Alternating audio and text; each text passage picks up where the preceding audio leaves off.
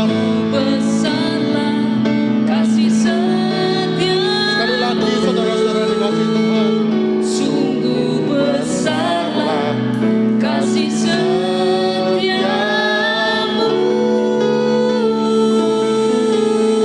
Haleluya, haleluya.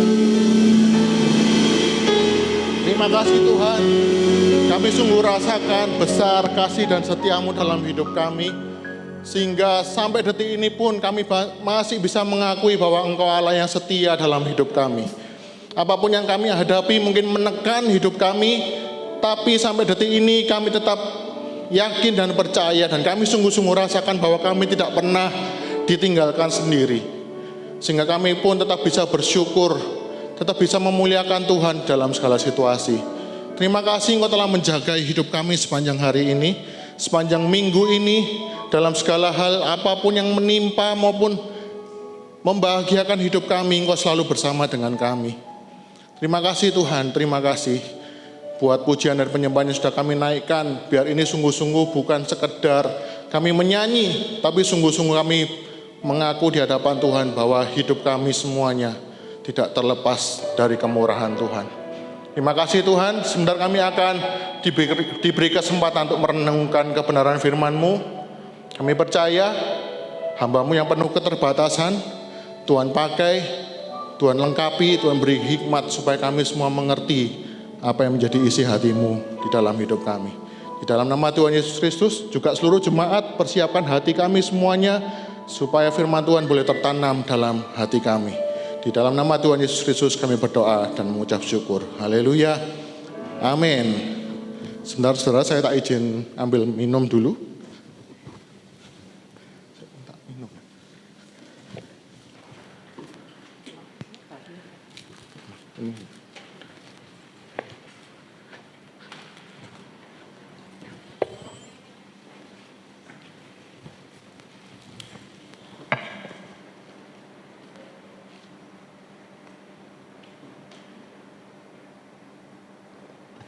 Shalom. Kekerasan ya suaranya. Shalom, selamat pagi saudara-saudara yang dikasihi Tuhan. Saya percaya kita semua tetap dalam anugerah Tuhan. Amin. Nah, sebelum saya masuk dalam firman Tuhan Bapak Ibu, saya mau sedikit bertanya kepada kita semua. Kalau misalkan Bapak Ibu ya, ada orang itu di kantor, gajinya itu kurang lebih katakanlah 5 juta lah. Tapi biaya hidupnya itu juga pas 5 juta. Kalau orang itu khawatir, wajar enggak? Waduh, ngepres loh. Gajinya 5 juta, bayar listrik, cicilan rumah, bla bla bla, itu ngepres. Khawatir tuh wajar enggak dia? Waduh, kalau tiba-tiba di tengah jalan nubruk orang, bayarnya mahal, tabungan mungkin tuh tipis. Kalau orang khawatir wajar enggak? Wajar. Bukan benar loh ya, wajar. Beda. Nah, kita kan sering berdoa sama Tuhan. Tuhan, supaya kita enggak khawatir, caranya ya apa Bapak Ibu? Seringkali kita berdoanya sama Tuhan. Tambahi gajiku. Benar enggak? Dari 5 juta, gajinya 5 juta, biaya hidup 5 juta, ngepres, kita khawatir, kita doa sama Tuhan, Tuhan tolong tambahi gajiku, supaya aku paling enggak bisa nabung, bisa nyelengi gitu di rumah. Gajinya minta berapa tuh? Berapa? 10 juta Tuhan. Mungkin sebulan, 2 bulan enggak khawatir. Tapi pertanyaannya saya saudara, ada enggak orang 10 juta yang khawatir? Gajinya 10 juta, khawatir ada enggak? Banyak. Mau 1 miliar aja ada kok. Itu kasus pertama ya saudara ya. Gajinya 1 miliar tetap khawatir. Ada orang sama kasusnya. Gajinya cuma 3 juta. Di kantor, tiap hari itu diserai transaksi di pabriknya itu, bawa uang 100 juta. Dia suatu saat ketahuan ngentit, trit gitu. 10 juta. Nggak kerasa saudara 10 juta. Dia bulan ngentit. Dia ketahuan waktu di kantor polisi, ditanyai, kenapa kok kamu sampai ngentit? Iya, keadaan ini. Gajiku cuma 3 juta, anakku 3, waktu sekolah kabeh, ngentit. Keadaan ini. Dia mikir, Tuhan, misalnya gajiku 1 miliar, aku ndak karang ngentit kok. Wis tak turah-turah buat aku tuh curah-curah. Pertanyaan saya saudara, ada ndak orang 1 miliar ngentit? Gajinya 1 miliar tapi tetap ngentit? Banyak loh. Itu soal uang saudara ya. Ada suami jatuh ke pelukan wanita lain. Ditanyai, kamu kenapa kok selingkuh? Iya, bojoku ini wes elek, terus galak, suka ngamuk. Kira-kira kalau kita ngelihat orang itu sampai selingkuh, jatuh ke will gitu ya, will. Kita mungkin mikir, oh iya, ya pantesan bojone kayak gitu. Ya sering gitu nggak? Tapi pertanyaannya saudara, ada enggak orang tuh sudah kawin sama perempuan yang bodinya slim, cantik, nurut, enggak matre, tapi tetap selingkuh? Banyak. Jadi suami hari ini punya istri bodinya wis gak karu-karuan. Yang dipikirannya, Tuhan aku ini wis melenek ambek rumah tanggaku sekarang ini. Aku tolong istriku ini ubahan supaya jadi sesuatu sing wah slim, nurut, gak galak. Mosok aku tiap pulang kerja sekarang tuh diamui terus. Kita kan doanya seperti itu lagi. Tapi balik ke kasus yang awal Bapak Ibu. Orang gaji dikit, khawatir. Gaji besar, juga khawatir. Terus ada yang tadi, gajinya kecil, ngentit. Gajinya besar, juga ngentit. Bojone elek, selingkuh. Bojone ayu juga selingkuh. Jadi sebenarnya tanda tanya besar. Masalahnya ini apa? Seringkali kita ngomong sama Tuhan, Tuhan, ubahlah keadaanku. Tapi sebenarnya saudara tahu, kalau kita minta ubah keadaan, seringkali nggak ngefek saudara. Benar nggak? Fakta membuktikan tadi toh. Saudara bisa jawab sendiri, wajar, iya banyak yang selingkuh kayak gitu. Tapi sebenarnya masalahnya adalah di dalam hati. Nah kadang orang di gereja juga, oh lagi mengalami masalah finansial, bla bla bla bla, solusinya, kamu kalau sungguh-sungguh sama Tuhan, kamu akan dicukupkan luar biasa sampai berlimpah-limpah. Nah, seringkali dari mimbar ini kadang-kadang solusinya bukan mencari akar masalahnya Bapak Ibu. Tapi mengubah keadaan itu loh, yang paling penting yang seringkali disampaikan tuh bagaimana caranya mengubah keadaan. Coba saudara pikir kalau saudara dengar khotbah-khotbah di luar sana. Yang disampaikan itu selalu bagaimana keadaan kita berubah. Bagaimana keadaan kita berubah. Bagaimana suami kita berubah. Padahal yang jadi akar masalahnya itu adalah seringkali di dalam hati kita. Dan ini saya benar-benar saya ditegur luar biasa saudara. Kadang-kadang misalkan dalam hidup kita sehari-hari, kita sering nggak seneng sama orang itu. Orang ini kok sombong ya, orang ini kok, aduh sikapnya kayak gitu ya. Mosok di jalan ketemu aku ketok jelas mata ketemu mata loh, kok nggak nyopo sih. Yang di pikiran kita apa? Wah orang ini sombong.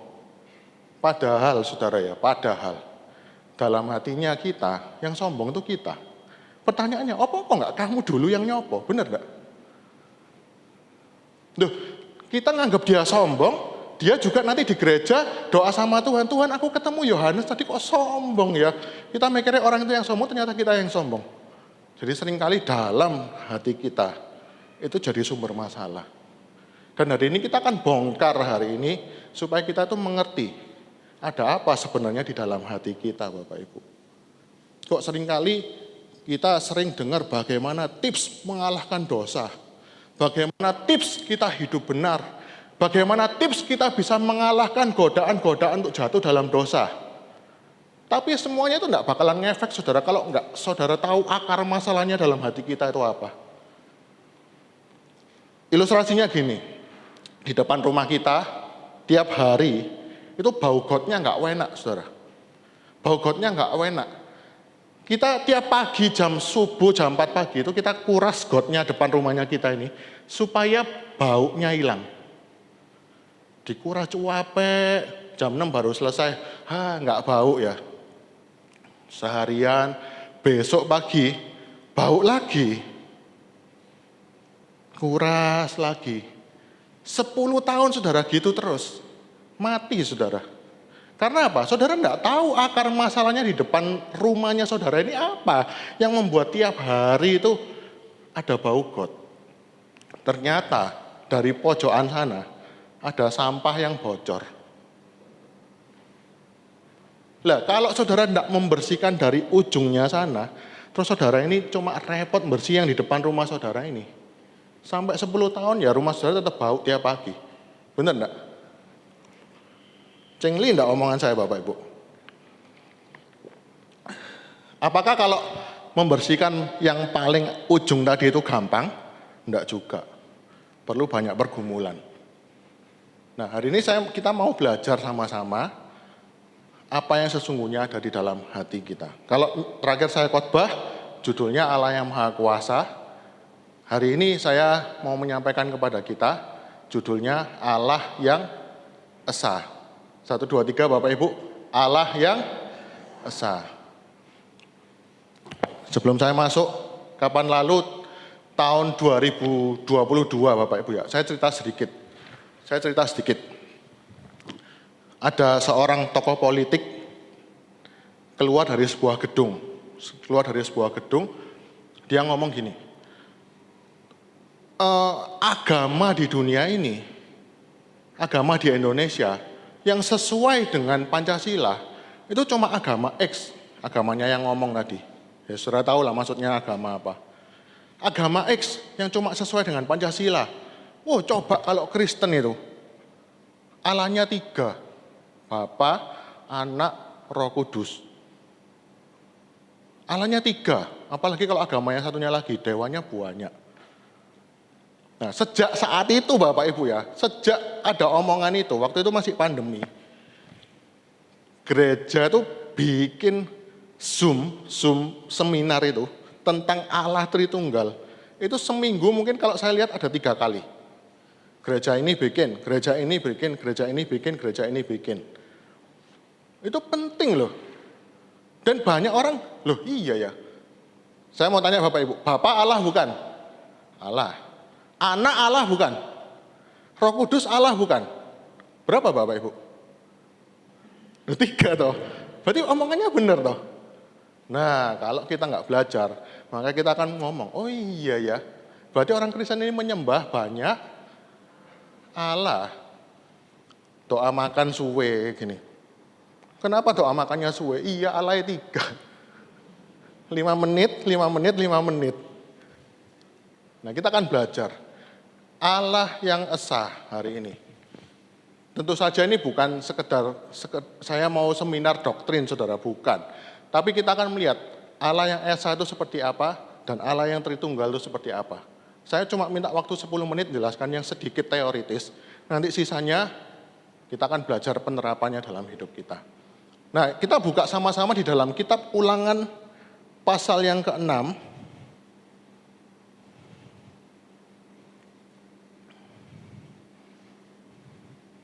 Kitab Ulangan pasal yang ke-6.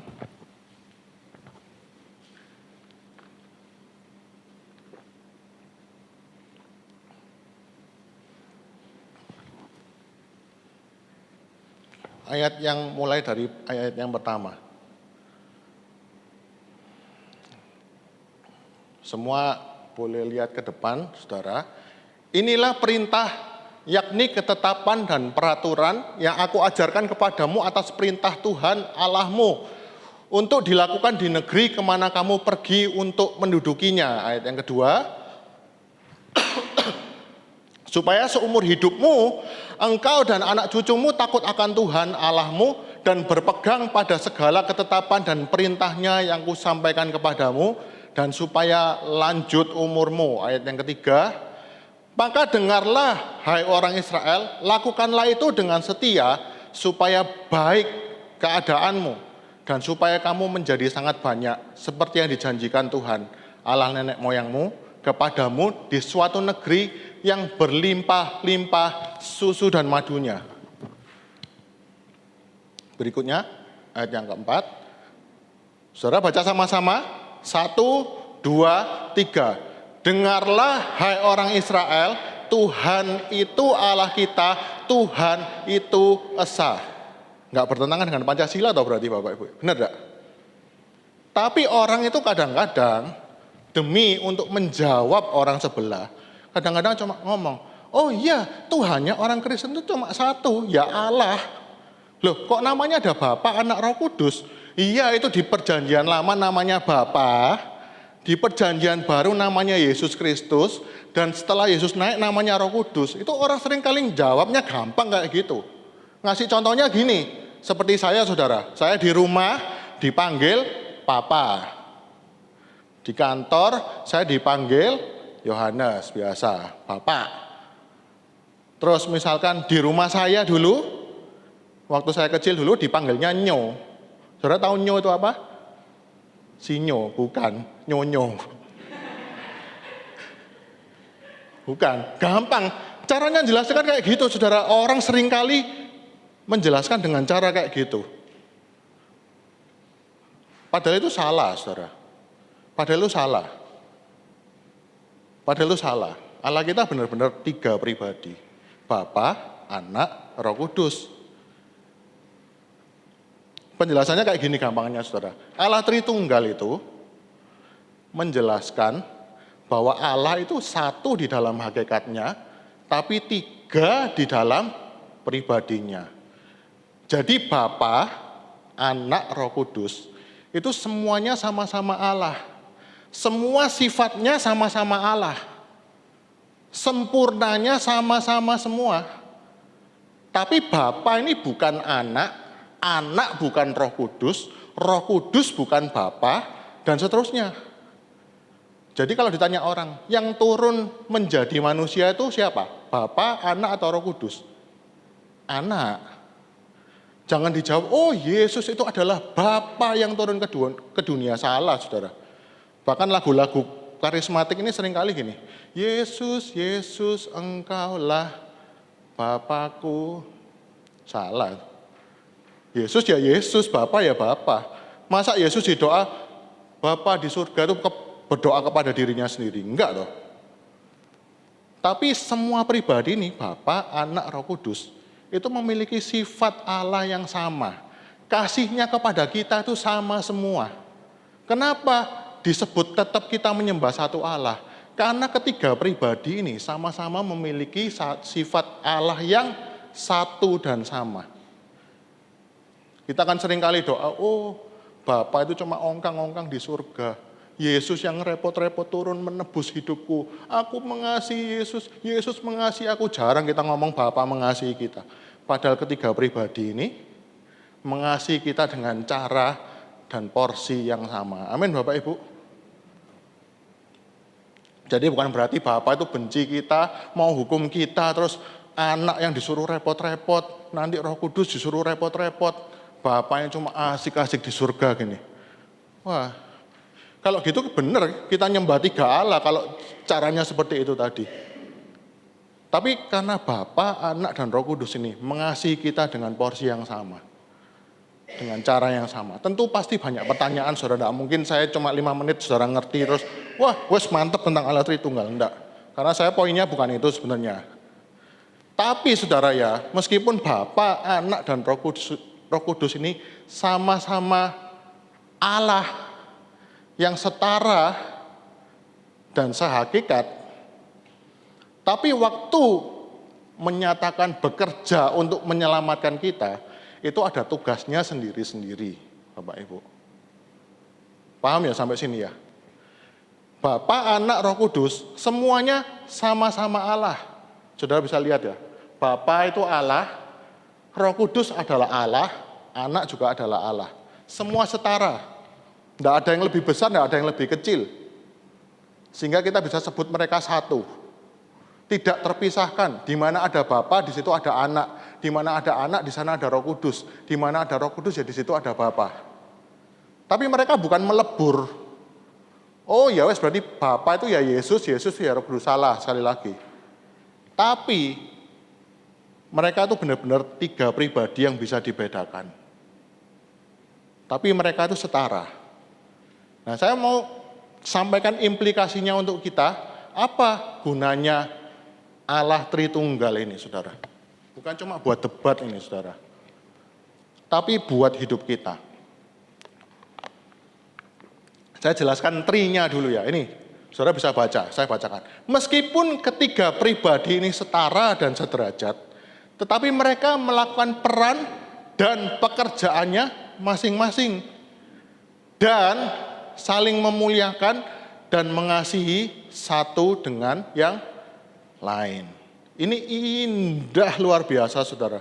Makanya di dalam kitab Efesus, saudara ngomong, penulis surat Efesus tuh ngomong, hai istri-istri, tunduklah kepada Kristus, sama seperti Kristus tunduk kepada Bapa.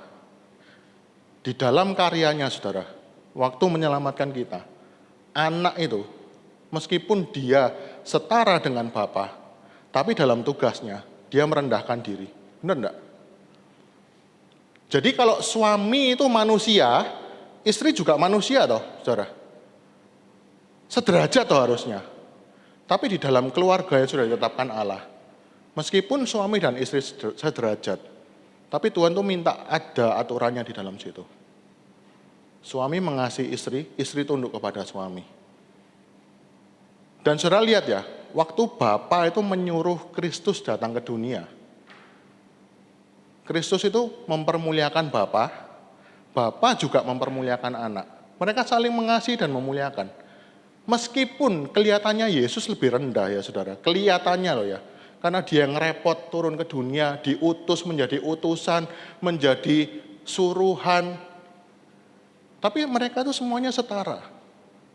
Dan ini berlaku di dalam semua hubungan kita dengan orang lain. Kita harus tahu menempatkan diri dalam kehidupan kita masing-masing. Bukan karena kita lebih rendah, misalkan dalam gereja ini ya, ada gembala dan jemaat. Sebenarnya semua sama-sama manusia, benar enggak Bapak Ibu? Setara toh. Enggak ada yang, kalau ini kurang manusianya, sedikit ada campurannya monyet gitu misalkan. Enggak toh saudara. Tapi semuanya satu dan setara. Tapi di dalam sebuah hubungan, itu ada porsinya masing-masing. Enggak boleh ada yang berontak-berontak. Paham sampai sini ya Bapak Ibu ya? Di dalam keluarga, meskipun suaminya mungkin gak seberapa pinter, jangan merasa istri itu lebih dari suami. Demikian juga suami, meskipun istrinya dalam maaf gak bisa apa-apa, tetap dia manusia. Nah itu keindahannya Allah Tritunggal, saudara. Di gereja, di kantor, saudara jadi bawahan. Saudara jadi bawahan, bukan berarti Yesus itu bawahan ya saudara. Ini cuma penerapannya. Saudara jadi bawahan dengan bos saudara. Bos itu sama-sama manusia. Terus kita juga manusia. Terus apakah kita mau bilang, lah kok nyuruh-nyuruh, podo manusia nih. Lah gila saudara. Tapi justru di dalam, kalau kita mengerti, kita berada di posisi karyawan untuk memuliakan Allah. Itu fungsinya saudara. Supaya kita mengerti, kalau konflik, seringkali kita dalam keluarga kita konflik yang sampai berat gitu. Seringkali karena kita nggak mengerti porsinya masing-masing dalam keluarga. Sehingga membuat kita tuh sering kali bermasalah dengan orang lain. Padahal hubungan ini saudara, cerminan Allah Tritunggal itu dinyatakan untuk kita, bukan untuk sekedar debat doktrin. Tapi supaya kita mengerti cara berelasi dengan orang lain itu. Seperti Bapa. Bapa mengasihi anak, anak mengasihi Bapa, anak mengasihi Roh Kudus, bla bla bla bla, dan seterusnya. Luar biasa toh saudara, kalau ada contohnya seperti ini. Nah itu trinya saudara, trinya. Trinya itu berarti trinya pribadi. Jadi tetap kita menyembah satu Allah. Karena semua pribadi ini tidak bisa dipisahkan dan semuanya sama-sama Allah.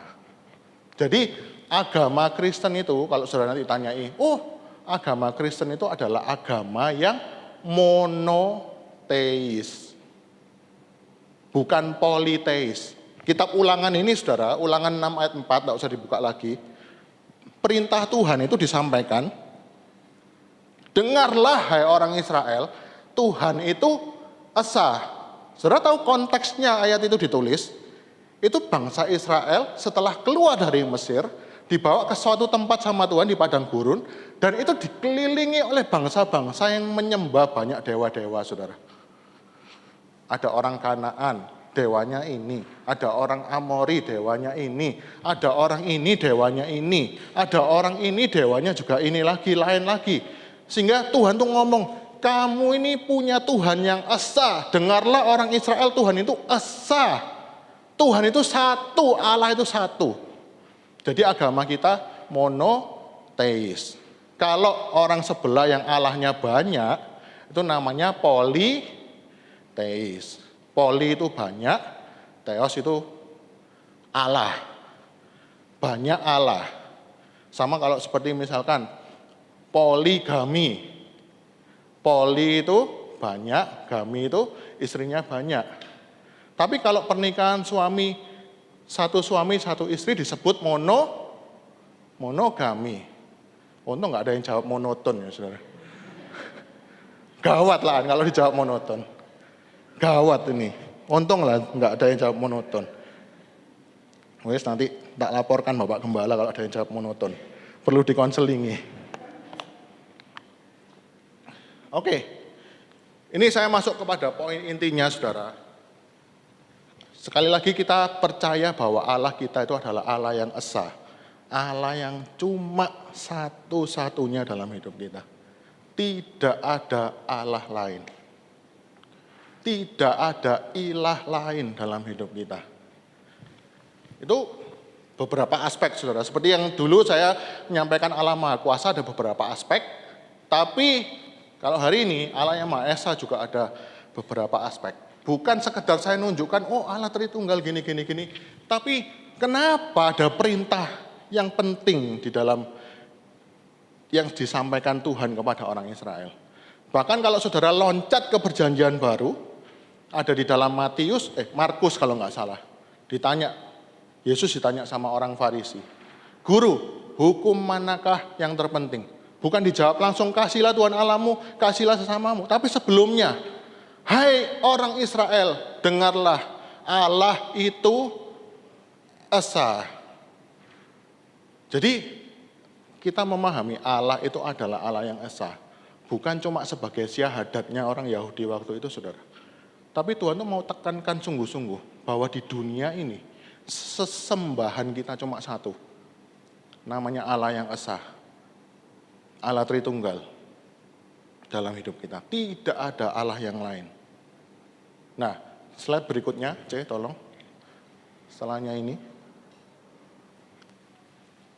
Nah, kita nggak usah buka ayatnya, saudara. Di handphone ini nggak ada Alkitabnya. Bisa nggak ya? Ulangan 6 ayat 4. Kembali. Ayat 4.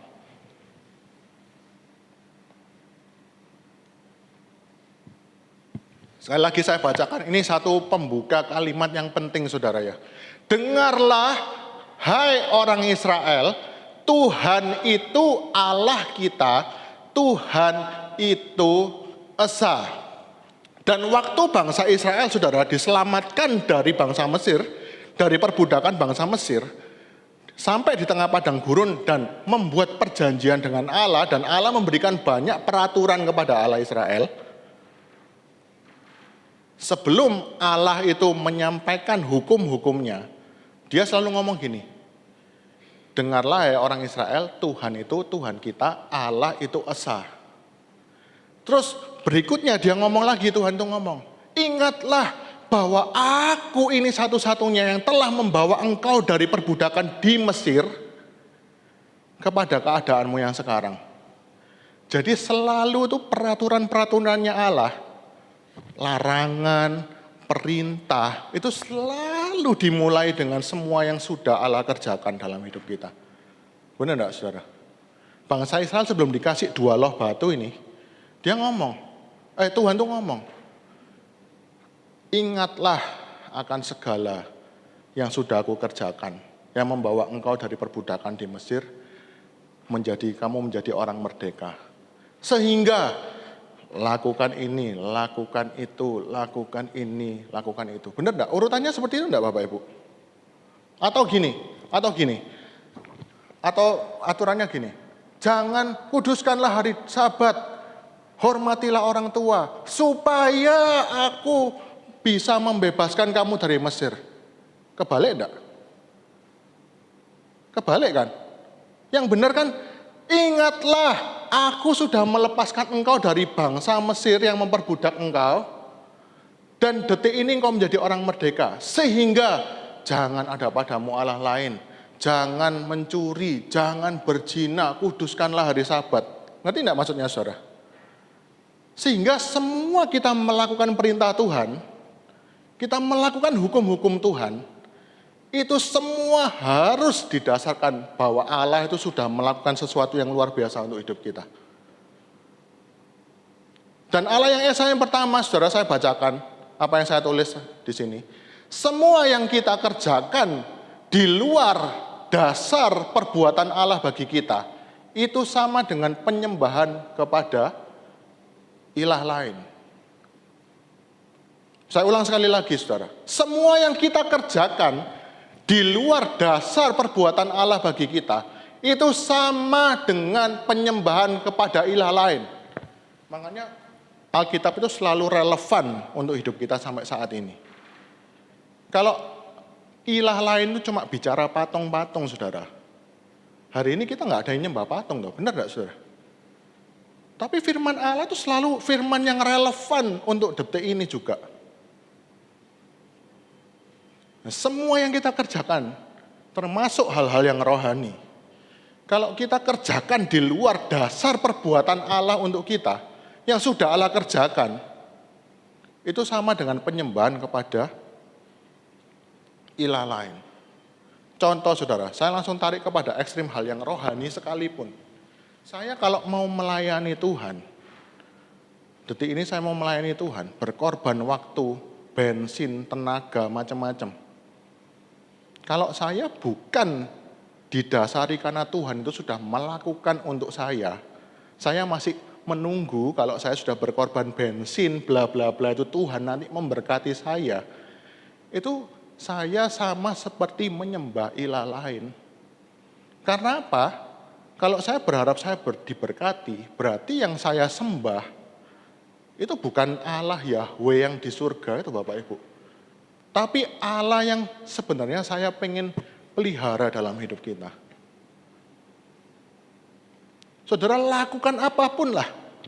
Saudara mau menikah ya, mengasihi suami atau mengasihi istri. Kalau saudara bukan mengasihi suami atau istri saudara, karena Allah itu sudah lakukan segala sesuatu dalam hidup kita, itu sama saja saudara menyembah Allah lain. Saudara mengasihi istri, tujuannya apa? Supaya istri baik sama saya. Berarti sebenarnya kita sedang menyembah Allah atau menyembah diri kita sendiri. Semua saudara, bahkan hal-hal yang rohani sekalipun. Kalau saudara lakukan itu bukan sebagai akibat, Tuhan sudah lakukan segala sesuatu untuk kita, itu sama saja menyembah ilah lain. Mau saya berbuat kasih sehebat apapun saudara, tanpa saya tahu, ya saya lakukan ini karena Tuhan itu sudah mengasihi aku lebih hebat dari segala sesuatu. Tanpa alasannya itu, selain alasannya itu, kita sama saja dengan menyembah ilah lain. Ilahnya apa? Macam-macam. Makanya ilah di dunia ini bukan cuma patung-patung, patung ini, patung babi, patung kodok, patung ini. Bukan. Tapi ilah lain itu banyak di dalam hati kita yang terselubung ini. Contoh, saya kasih contoh saudara. Saya bisa nggak mengasihi mertua Bapak Ibu? Mertua saya dari sini, mama mertua. Bisa nggak misalkan mama itu seneng apa? Mama seneng apa? Tak belikan makanan. Tak belikan makanan. Kalau orang menilai dalam waktu saya melihat saya ngasih makanan untuk mertua saya, orang bilang apa? Oh, sayang ambil mertua nih. Benar enggak saudara? Oh, sayang sama mertua nih. Tapi dalam diri saya saudara enggak ada yang tahu tuh. Saya ngasih itu tujuannya apa? Oh, supaya cekno aku enggak dianggap enggak punya duit, tak beliin no. Bisa enggak? Itu yang paling gampang loh saudara. Bisa enggak? Mertua ngasih mantu, mantu ngasih mertua, mertua ngasih mertua, biasanya yang satunya lagi. Terus suami dengan istri, gembala dengan jemaat ngasih gembala. Oh, kalau kita bicara masalah perbuatan yang kelihatan di luar, wah semua orang pasti bilang, wah ciami, mantu sing ciami, sip. Tapi kalau mantu ini memberikan kasih kepada mertua, bukan karena Tuhan sudah mengasihi dia, sama aja menyembah ilah lain. Kalau yang kasusnya tadi, supaya saya nggak dianggap nggak punya duit, makanya mama tak belikan makanan, berarti ada satu ilah kecil dalam hidup saya yang saudara-saudara nggak tahu. Ilah apa? Pengakuan saudara, bener nggak? Supaya saya diakui punya duit, kerjaannya sukses, wes mertua aku tak beli no. Bisa nggak melakukan ini kelihatannya untuk mertua tapi balik lagi untuk dirinya sendiri? Ini jahat saudara. Mau sampai kapan kita lakukan dengan cara seperti itu? Itu ilah lain.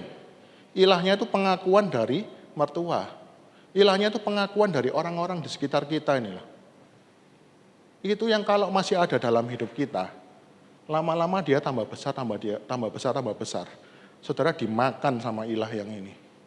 Sungguhan saudara. Kalau saudara baca renungan, ada satu renungan yang saya tulis di dalam warta itu, dunia ini saudara, membawa kita itu kepada kondisi demikian. Kalau teman-teman saudara-saudara ada yang main sosial media ya, kenapa sih ada infonya yang like berapa, yang komentar berapa? Saudara kalau ada enggak yang main Instagram atau semua di sini doa tok saudara? Kalau saudara main Instagram, Facebook loh saudara, kenapa sih diciptakan sebuah tempat yang kita bisa tahu kalau kita posting foto sesuatu itu ada tombol like-nya itu loh. Oh yang like ada 3.000, yang komentar ada 500, yang nge-share ada berapa. Dunia ini saudara, kabar buruknya membawa kita kepada ilah-ilah yang lain ini loh. Coba ya misalkan saya pernah posting sesuatu misalkan. Posting sesuatu. Terus yang like itu tiba-tiba viral 1.000 gitu. Postingan saya makanan misalkan viral. Wih, foto makanan tak upload yang like 1.000 rek. Terus di bawahnya tanya, wah di mana ini? Kalau saudara posting seperti itu, rasanya kan, wah postinganku viral rek. Yang nge-like 500, besoknya saya posting pinggir jalan, makanan yang rodok kotor-kotor gitu. Yang like cuma 3. Saya stres gak saudara? Stres loh. Loh, sebelumnya aku posting viral, yang nge-like 1.000, yang komentar 500 loh. Aku upload lagi. Kok yang sekarang yang like cuma 3, yang komentar cuma 100. Waduh, gak bener ini. Cuarik lagi. Akhirnya terbentuk di dalam pola pikir kita adalah bagaimana supaya apa yang saya sajikan di sosial media itu diakui semua orang. Bener enggak? Wah, jahat saudara. Perlombaan yang tidak sehat ini jahat saudara. Apalagi kalau saya posting sesuatu yang rohani gitu ya. Terus banyak yang like gitu. Banyak yang like, tekan tombol like kan keluar notifnya. Ting! Yersa Dinata menyukai postingan ada. Lim Kian Dai menyukai postingan saya. Wah, Ivana membagikan postingan saya. Wah, saya posting renungan gitu, terus banyak yang posting gitu. Waduh, luar biasa. Langsung saya, wah, luar biasa ini. Tapi begitu besok saya nih posting sesuatu renungan yang lain lagi, yang like cuma 3, saudara, yang bagikan nggak ada. Waduh, pusing saudara. Duh, tulis apa ya supaya yang like banyak? Tulis apa ya? Akhirnya dari semula saya rencananya mau membagikan sesuatu yang rohani, berubah jadi apa? Supaya postingan saya diakui semua orang, benar enggak? Itu ilah di dalam diri kita itu seperti itu loh saudara. Begitu pengakuan dunia ini begitu berharga buat kita. Wah, ini padahal lama-lama itu menggerogoti kita loh. Serius, kalau ilah kita itu adalah penerimaan dari dunia ini, waduh. Hancur kita sungguhan Bapak Ibu. Saudara pikir baik-baik saudara, dunia ini begitu jahat. Dan bisnis ilah pengakuan ini saudara, yang punya bisnis seperti ini, itu enggak karu-karuan gedenya saudara. Kenapa ada tas-tas mahal itu saudara? Saudara kalau mau dikasih tas ya, harganya 1 miliar. Tapi saya bilang, tak kasih gratis nih tas 1 miliar. Tapi syaratnya cuma satu, enggak boleh dijual dan enggak boleh dipakai kalau ada orang. Rasanya ya apa saudara? Lu kayak apa tas 1 miliar gak boleh dipakai pas ada orang. Lu berarti sebenarnya nilai 1 miliar ini cuma nilainya, tapi sebenarnya yang mau dijual sama orang yang tas 1 miliar ini dalam hati kita Bapak Ibu. Nah ya karuan aku pakai tas itu pakai tas Shopee 100.000. Lah apa kayak tas larang-larang 1 miliar gak boleh dipakai di luar rumah. Tujuannya apa? Supaya kamu dengan 1 miliar ini kamu memperoleh pengakuan dari dunia ini. Waduh, ini mengerikan permainannya dunia ini saudara. Coba di sosial media nih, yang penting viral, bener enggak? Semua postingan tuh mikir gak penting. Berbobot gak berbobot, yang penting viral. Yang penting itu semua orang nge-like. Yang penting itu semua orang nge-share. Coba kalau sekarang kalau saudara punya grupnya orang tua gitu. Isinya kan video dari TikTok semua, bener enggak? Wah, semakin banyak yang nge-share, semakin banyak yang nge-share. Wah, bangga tuh.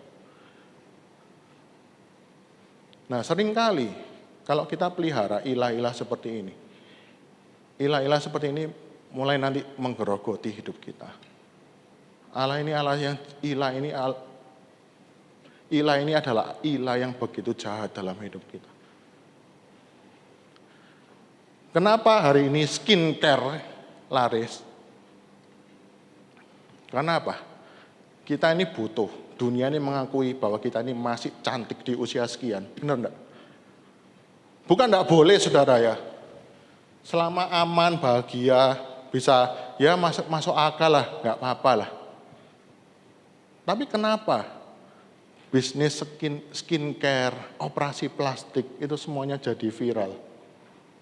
Karena apa? Kita butuh dunia itu mengakui, saya umur segini masih hebat.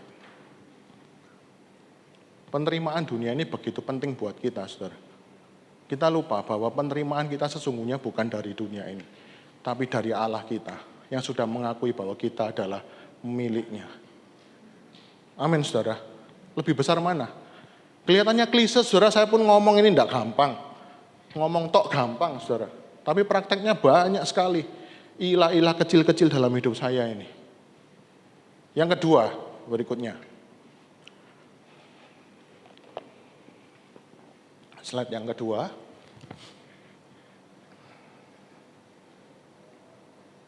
Oh, sebelumnya lagi.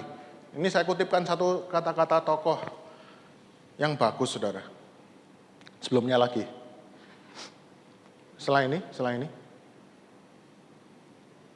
Semua perbuatan baik yang kita kerjakan di luar dasar Allah yang sudah melakukan segala sesuatu bagi kita, hanya mungkin dikendalikan oleh dua hal saja. Yang pertama apa, saudara? Ketakutan. Yang kedua, kebanggaan. Kalau kita melakukan apapun, saudara ya, tanpa dipicu oleh Allah sudah terlebih dahulu mengasihi kita, sebut aja perbuatan apapun, saudara. Kalau enggak karena Allah itu mengasihi kita, pasti cuma yang nyetir itu, yang mengendalikan kita, pasti cuma dua hal ini. Kalau enggak ketakutan, kebanggaan. Coba renungkan, saudara. Selain waktu saudara melakukan sesuatu dengan label sekalipun untuk Tuhan, tapi kalau tidak benar-benar untuk Tuhan, pasti ada salah satunya ini. Ketakutan, kebanggaan. Saudara ke gereja rajin, betul katanya untuk Tuhan, tapi sebenarnya saudara bisa takut kalau Tuhan tidak memberkati. Saya pernah sampaikan toh, ada orang biasanya tiap minggu rajin ke gereja, tapi hari itu terpaksa liburan. Terus di tengah jalan bannya kempes, mobilnya ditobrak orang. Dia ngomong apa? Wes kapok aku. Kapok aku. Aku sekali gak ke gereja, mobilku ajur kayak gini. Mesinnya kolektor cuma 20.000, tapi gara-gara mobilnya rusak, menakno mobil sampai 15 juta. Wah, karuan ke gereja aku. Sekali nggak ke gereja, 15 juta hilang, saudara. Orang itu sejak itu, tiap hari pasti rajin. Tapi apa yang mengendalikan dia berbuat rajin itu? Karena ketakutan. Yang kebanggaan tadi sudah tahu. Hati-hati, saudara. Saya pernah sampaikan bahwa kekristenan itu bukan soal bagaimana kita caranya hidup benar, caranya melakukan, caranya ibadah itu seperti ini. Tapi kekristenan itu memandang alasan kita untuk melakukan seperti itu tadi. Itu jauh lebih penting dibandingkan apa yang kita kerjakan. Yang kedua, saudara. Yang kedua. Allah yang esa yang pertama tadi, segala sesuatu yang kita lakukan, di luar Allah, di luar karena Allah sudah mengasihi kita, itu sama aja kita menyembah ilah lain. Yang kedua, Allah yang esa, dua, Allah itu menghendaki tempat yang satu-satunya di dalam hidup manusia, bukan sekedar nomor satu. Saya ulang sekali lagi, saudara. Allah menghendaki tempat yang satu-satunya di dalam hidup manusia, bukan sekedar nomor satu. Kita baca ayat yang kelima.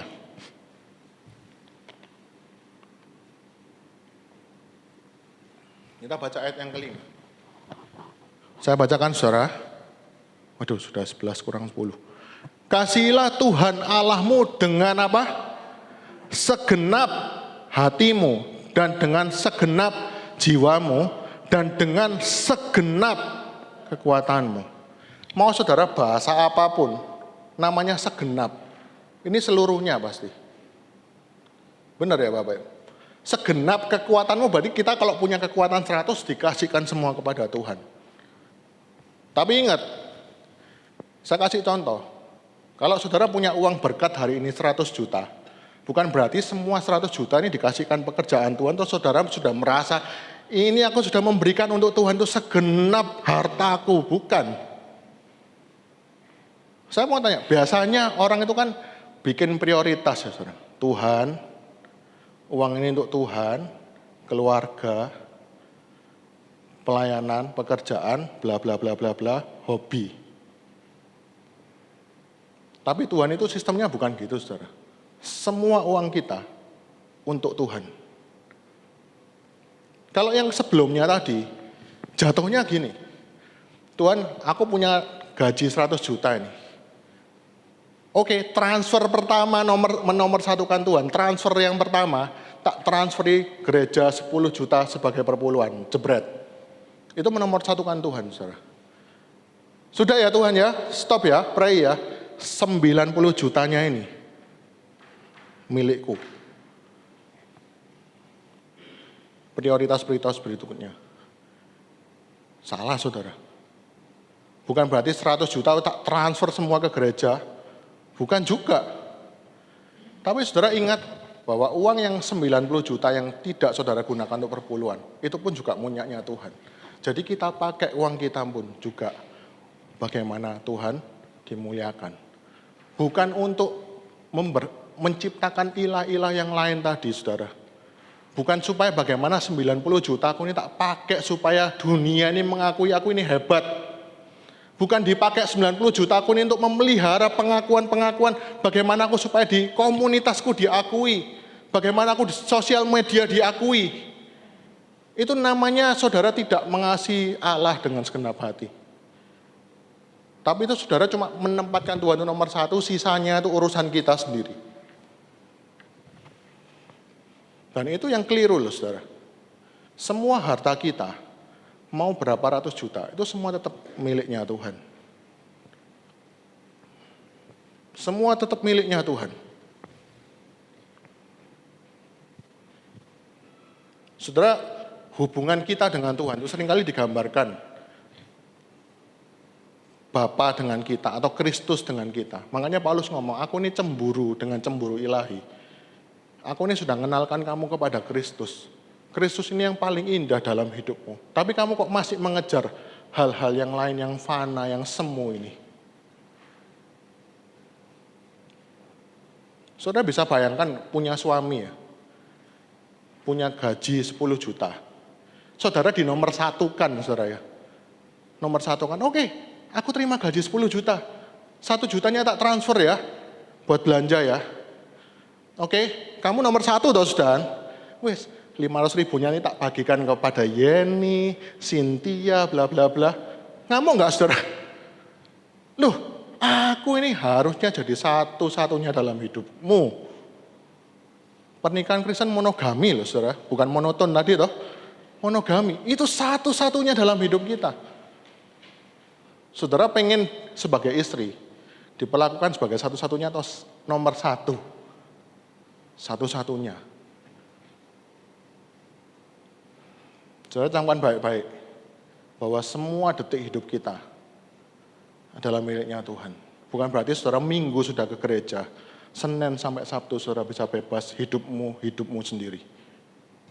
Tapi hidup kita adalah miliknya Tuhan. Apa yang kita kerjakan semuanya bagaimana supaya Kristus yang dimuliakan. Amin saudara. Berikutnya.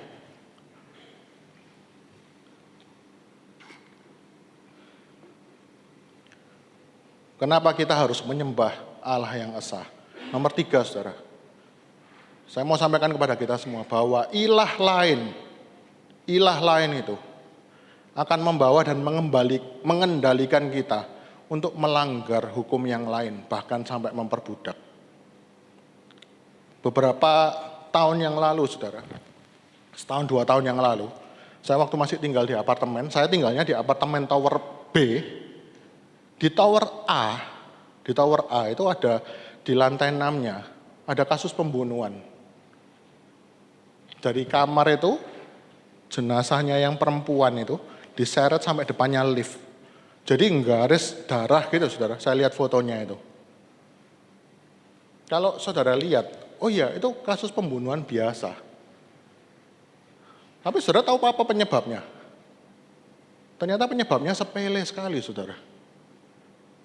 Itu ceritanya, maaf ya, yang dibunuh adalah wanita tuna susila. Yang membunuh adalah pelanggannya. Dan ada satu kata-kata dari wanita tuna susila ini. Dia ngomong gini, dua titik enjalo aneh-aneh. Tersinggung saudara, dibacok lehernya. Ini saya bukan ngarang-ngarang, bukan melebay-lebaykan sesuatu. Tapi saudara, apa yang membuat kita bisa melanggar perintah-perintah Allah yang lain, termasuk jangan membunuh? Karena sesungguhnya ada di dalam hati kita ini ada ilah yang lain. Yang membuat kita ini melakukan pelanggaran-pelanggaran yang lain. Orang tidak mau menguduskan hari Sabat, kenapa? Bukan karena apa-apa saudara. Karena dia punya ilah yang lain dalam hidupnya. Orang bisa membunuh. Kita mikir, kok bisa ya? Bisa, saudara. Selama Allah yang bukan Allah yang tinggal di dalam kita, tapi kita beri tempat untuk ilah yang lain sekecil apapun. Kita bisa lakukan hal yang ekstrim, yang macam-macam, yang gila. Karena dunia ini sudah dikuasai oleh dosa. Kita bisa membunuh, bisa melakukan tuh hal yang aneh-aneh sampai yang, waduh kok bisa ya bapak memperkosa anaknya itu ya apa caranya. Itu kan ada suatu ilah di dalam diri kita ini. Yang kita harus sadari. Betapa mengerikannya hati kita kalau tidak dikuasai Allah. Amin, saudara. Kita ini harus sadar, hidup kita kembalikan untuk Tuhan. Nah, poin terakhir, bagaimana kita ini mulai berperang dengan ilah yang lain ini. Saudara, kalau di dalam Alkitab ya, Tuhan itu sudah berurusan dengan banyak berhala-berhalanya orang-orang sekitarnya Israel itu berkali-kali. Bangsa Israel, saudara perhatikan siklusnya ya, kalau di dalam perjanjian lama itu. Tuhan menolong Israel. Israel hidup dalam damai sejahtera, karena setelah ditolong Tuhan, orang Israel nyaman, hidup dengan berhala yang baru, mereka teriak-teriak kepada Allah yang benar, dan Allah yang benar ini menghancurkan ilah yang lain tadi. Urutannya selalu seperti itu loh, apalagi di hakim-hakim. Tuhan menyelamatkan Israel, Israel hidup nyaman, Israel jatuh kepada penyembahan kepada ilah-ilah bangsa-bangsa di sekitarnya, dan ilah-ilah itu akhirnya mereka hidupnya jadi tambah sengsara, mereka teriak-teriak lagi kepada Allah Yahweh, Allah yang hidup, dan Allah yang hidup itu menghancurkan ilah-ilah yang lain. Selalu siklusnya seperti itu.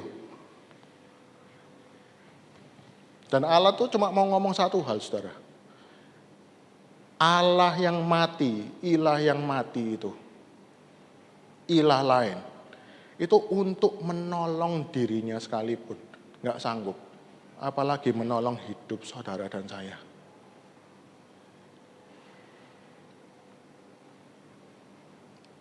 Saya temukan satu perenungan yang luar biasa, saudara. Ilah lain itu ternyata, waktu kita menghambakan diri kepada dia, itu kita harus melindungi dan menjagai ilah itu. Tapi ternyata dia sendiri tidak berdaya dan malah menghancurkan hidup kita. Kita buka di dalam Yesaya pasal 46 ayat 1 sampai 2.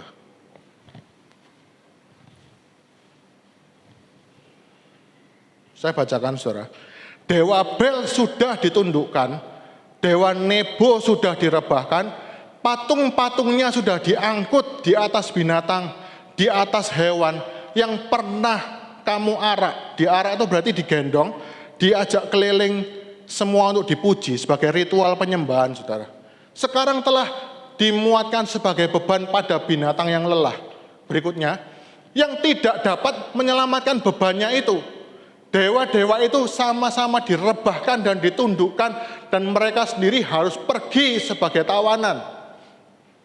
Berikutnya, terus lagi, supaya mempersingkat waktu, terus ayat 4. Nah, tapi beda dengan Allah kita, Bapak Ibu. Saudara perhatikan ayat yang keempat, yang kita sudah tahu banyak ayatnya. Sampai masa tuamu aku tetap dia, dan sampai masa putih rambutmu aku menggendongmu. Aku telah melakukannya dan mau menanggung kamu terus. Aku mau memikul kamu dan menyelamatkan kamu. Ini seringkali dibawa di dalam ibadah-ibadah kalau orang tuanya sudah, jemaat-jemaatnya sudah usia lanjut. Tapi ini satu poin yang indah, saudara. Bahwa di ayat yang pertama tadi, Tuhan itu mau ngomong, kalau kamu menyembah ilah yang lain, kamu yang harus menanggung ilah itu. Tapi kalau kamu menyembah aku sebagai Allah yang hidup, aku yang turun tangan menggendong kamu. Ini luar biasa, saudara. Dan ini bukan bicara patung-patung kalau dalam hidupan kita. Kalau saudara punya ilah, bagaimana caranya supaya kita diakui orang lain? Saudara yang harus menanggung ilah yang ini tadi. Harus saudara arak, saudara jaga ilah ini. Dengan duit saudara, dengan usaha saudara, bahkan kalau perlu mengorbankan keluarga saudara untuk demi bisa menggendong ilah ini. Tapi kalau Allah yang sejati, Allah yang hidup itu, Dia yang justru menggendong kita semua. Amin, saudara. Kita lelah, Tuhan yang gendong. Kalau ilah yang satunya tadi, kita lelah, gendong lagi. Angkat terus. Aku sudah gak diterima di komunitas ini. Oh, kucurkan dana terus. Pakai aksesoris yang lebih mahal lagi. Supaya komunitas ini gak lagi membuang kamu. Terus, gendong terus. Tapi suatu saat waktu kita jatuh, waktu kita capek, saudara. Saudara ingat ayat ini. Ilah yang sejati, justru Allah yang menggendong kita, yang menanggung hidup kita. Ilah yang satunya ini jahat, saudara. Dia akan terus keruk hidup kita. Ada orang-orang selebriti, saudara. Dia waktu era zaman berapa, tahun berapa, disanjung sedemikian rupa, dipuja-puja. Wah, dunia ini begitu mengagung-agungkan dia. Mulai dia nggak ada prestasinya, mulai lagu-lagunya nggak enak, mulai dia kesandung masalah apa, wah, dunia ini langsung kick dia dari hadapan mereka. Ingat gak Pak Ahok? Pak Ahok, Bapak Ibu. Wah, orang-orang itu muji-muji dia. Wah, Pak Ahok ini kayak Yusuf di dalam perjanjian lama. Dipakai Tuhan luar biasa. Mereformasi Indonesia. Wah, coba lihat saudara orang Kristen kalau yang dulunya begitu mengagumi. Wah, kayak disembah, saudara. Tapi begitu Pak Ahok kesentil kasus rumah tangganya, semua orang lupa. Benar enggak? Kita terus kejar bagaimana supaya orang dunia ini mengakui hidupku sebagai orang yang hebat. Begitu turun sedikit, saudara, pengakuannya. Kayak tadi yang like sedikit. Wah, saya harus mencurahkan banyak hal supaya orang dunia ini kembali menganggap saya hebat. Wah, jahat.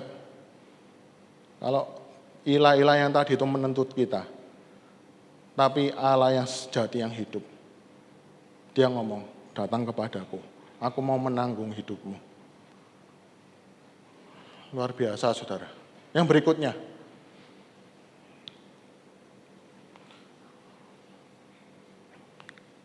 bagaimana kita bisa menyingkirkan ilah yang lain dalam hidup kita. Kita harus tahu bahwa apa yang kita butuhkan, semua sudah dikerjakan oleh Allah melalui Kristus dengan sempurna. Sekalian yang ketiga, saudara, saya gabungkan. Kasih ilah yang lain itu palsu dan sementara. Tapi kasih Allah yang hidup itu sejati dalam hidup kita. Kita buka ayat yang terakhir di dalam Roma pasal yang 5 ayat yang ke-8.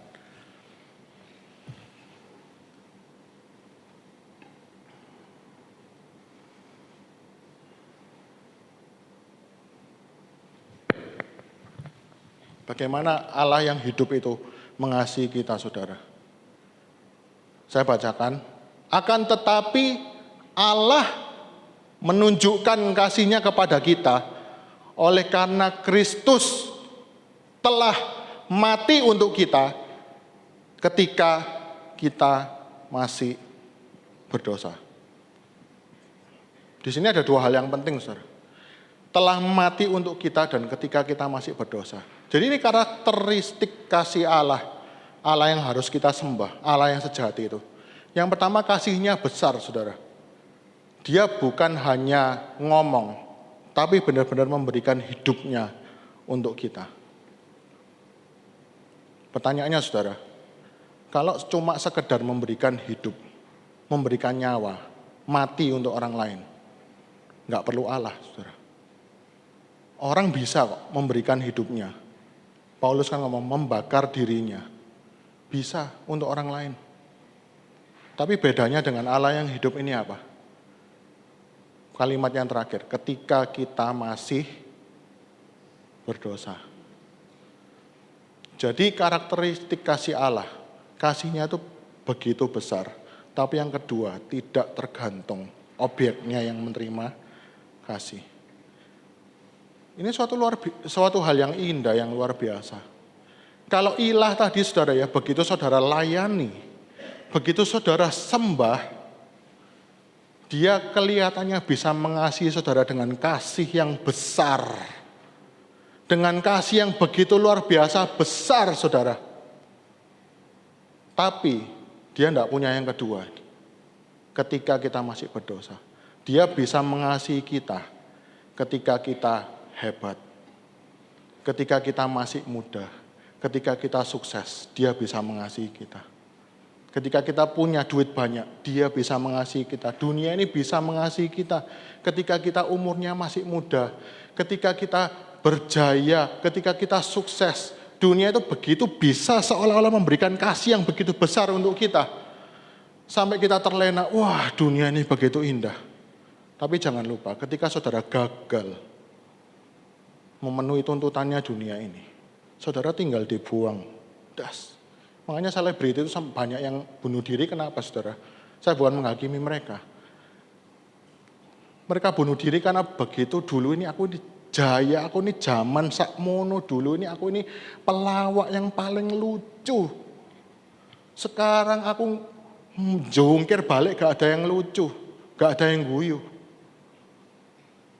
Dunia langsung begitu mendepak. Itu kalau kita kejar pengakuan untuk ilah kita yang kecil ini tadi. Tapi semua yang kita butuhkan ini, Allah ternyata sudah memberikan hidupnya untuk kita. Dan yang lebih luar biasa lagi, ketika kita masih berdosa. Jadi waktu kita berdosa, ketika kita masih berdosa, Allah itu sudah memberikan hidupnya untuk kita. Jadi Allah mengasihi itu bukan waktu kita berdosa atau tidak berdosa, saudara. Bukan ketika kita gagal atau berhasil, tapi pokoknya Allah itu mengasihi kita. Terus, lah kalau gitu kita berdosa aja, saya nanya, toh Allah juga enggak tergantung dosa atau enggak kok. Salah saudara, begitu saudara tak sadar bahwa kasih Allah itu begitu besar dan tidak tergantung keadaan. Saudara tidak mungkin bisa tahan untuk lakukan dosa. Kalau enggak percaya, silakan coba sendiri saudara. Bagaimana saudara lanjutkan terus-menerus berdosa. Saudara nanti yang akan kalah dengan Allah yang hidup ini. Kalau Allah yang hidup itu memberikan hidupnya, dia juga Allah yang sama yang sanggup untuk menjaga hidup kita. Amin saudara. Saya undang pemain musik ke depan. Kita mau nyanyikan satu lagu yang favorit saya saudara, tapi sudah cukup jarang dinyanyikan.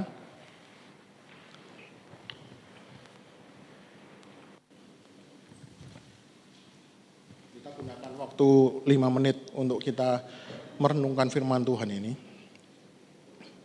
Main D.